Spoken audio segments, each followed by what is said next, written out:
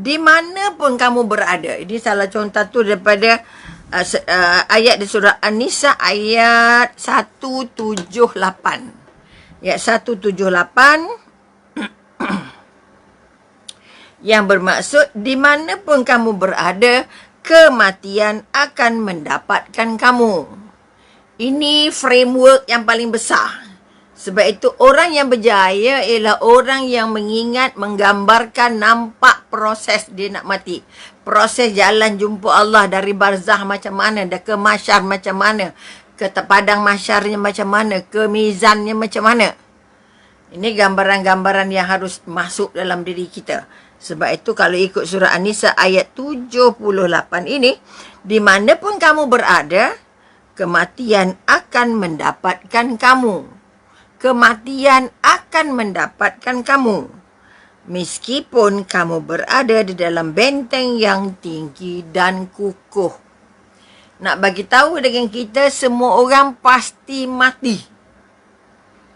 Bila kita kata pasti mati, bermakna mesti berusaha untuk menyediakan bekal sebelum berangkat jumpa Allah. Okey? Maka kita katakan bagaimana solusinya. Di antara hari-hari yang paling mengerikan sekaligus menakutkan dalam hidup kita ialah saat doktor spesialis mengatakan bahawa tangan atau kaki anda harus dipotong. Kerana kita kencing manis yang sudah sangat serius. Apa perasaan kita bila dengar ayat itu? Okey? Bila mendengar berita itu, pastinya kita seolah-olah disambar petik. Kaki nak potong. Okey, pengalaman peribadi dengan sahabat-sahabat.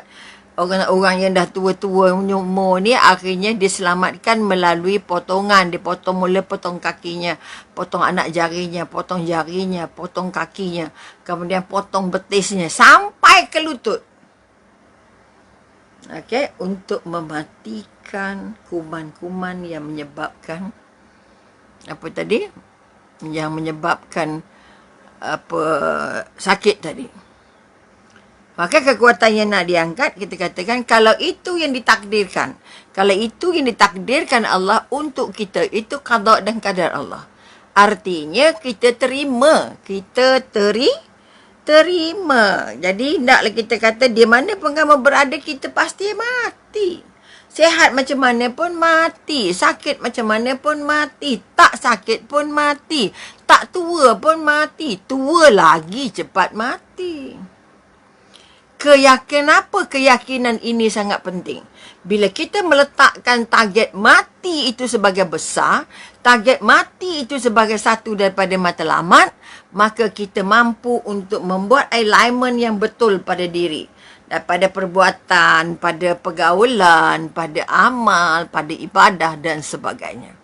Maka kita kata, kalau tadi surah An-Nisa ayat 78, di antara hari yang paling mengerikan sekaligus menakutkan dalam hidup ialah apa tadi? Nak dipotong kakinya katanya. Okey, kemudian nak terima ke tak terima? Kalau kaki tak dipotong, lukanya akan merebak sampai ke seluruh anggota. Maka suka atau tidak, pasti kamu harus bersetuju untuk dipotong kakinya. Kerana mungkin dengan dipotong kakinya, kamu akan dapat sikit lagi umur bonus. Contoh. Maka kemudian kita katakan, akhirnya kalau kita tak mampu mengurus perasaan, ya Allah, aku nanti hilang kaki, aku memang tak ada kaki, nanti aku tak boleh jalan macam biasa, nanti aku, itu bisikan mana yang datang. Kalau kita percaya pada qada dan qadar Allah, kita tidak mudah untuk dipengaruhi. Kalau kata potong-potong lah, nak buat macam mana? Ada ramai orang yang potong kakinya, atau yang cacat kakinya, yang kita kata, kudung kaki dan tangannya, tapi boleh hidup bahagia, boleh buat semua. Ada orang ada 2 tangan je, tapi boleh masak, boleh ngemas, boleh buat mi, boleh jahit. Ya Allah, kemampuannya luar biasa. Kerana dia menerima takdir itu, dia menerima qada dan qadar itu dengan lapang dada. Bila menerimanya dengan lapang dada, Allah permudahkan hidupnya. Allah permudahkan hidupnya. Okey. Kemudian kita tengok surah At-Taghabun. At-Taghabun ayat 11. At-Taghabun ayat 11. Tidak semua musibah, tidak suatu musibah pun, okey, yang akan menimpa seseorang kecuali dengan izin Allah. Kecuali dengan izin Allah. Artinya sekali lagi, kita nak dapat musibah pasti dapat endorse dari Allah. Sebab itu kalau dia seorang hamba Allah, dia sudah pasrah, dia sudah redha, dia sudah merasa bahawa apa yang Allah bagi itu adalah yang terbaik. Maka dia terima semua perubahan. Dia terima semua cadangan supaya dia bertambah baik. Misalnya, tidak semua ataupun tidak sesuatu musibah pun yang menimpa seseorang kecuali dengan izin Allah. Dan barang siapa yang beriman kepada Allah, nescaya Allah akan memberikan petunjuk kepada hatinya. Okey, kalau dia setuju untuk contohnya tadi untuk menerima qada dan qadar Allah, kaki saya hilang sekarat.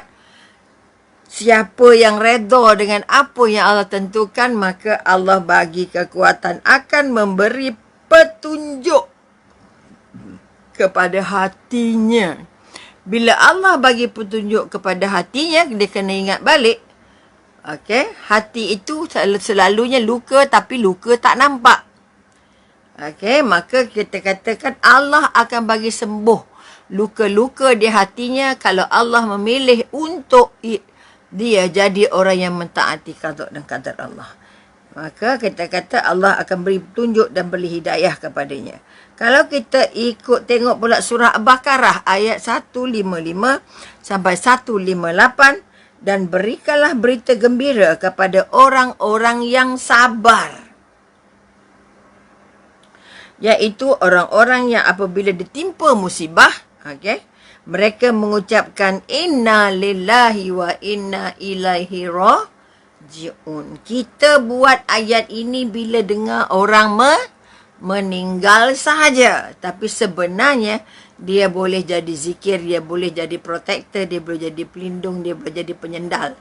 Misalnya, maka kita kata tidak satu musibah pun yang menimpa, dan berilah berita gembira kepada orang-orang yang sabar. Sebab tu kemarin kita dah bincang antara yang paling cepat masuk syurga. Pertama orang yang sabar, kedua orang yang apa tadi kita kata ada 3 syarat-syarat utamanya. Maknanya kita kata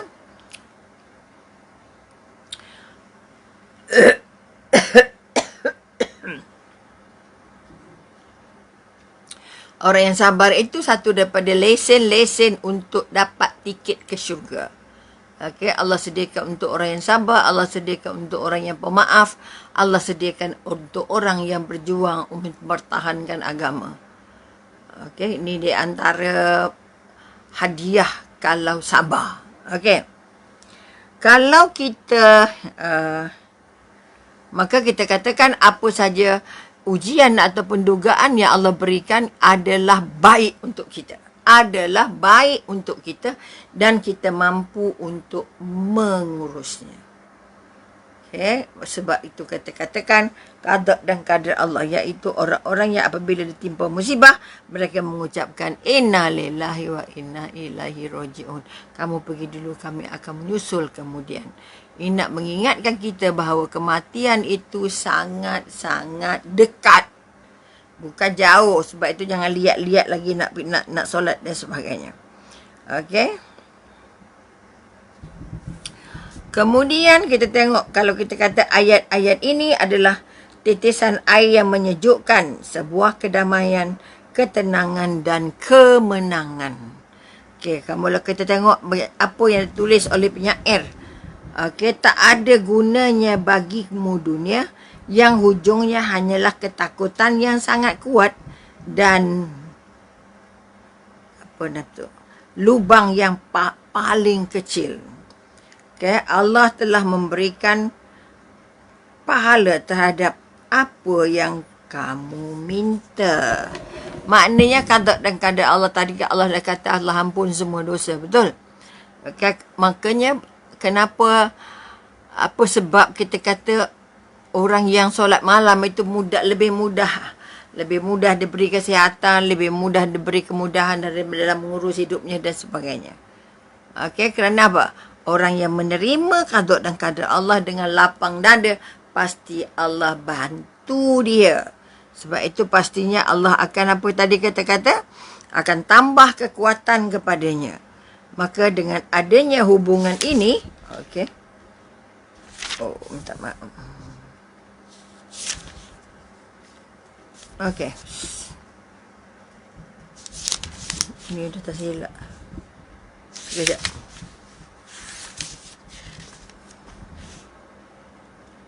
Okey.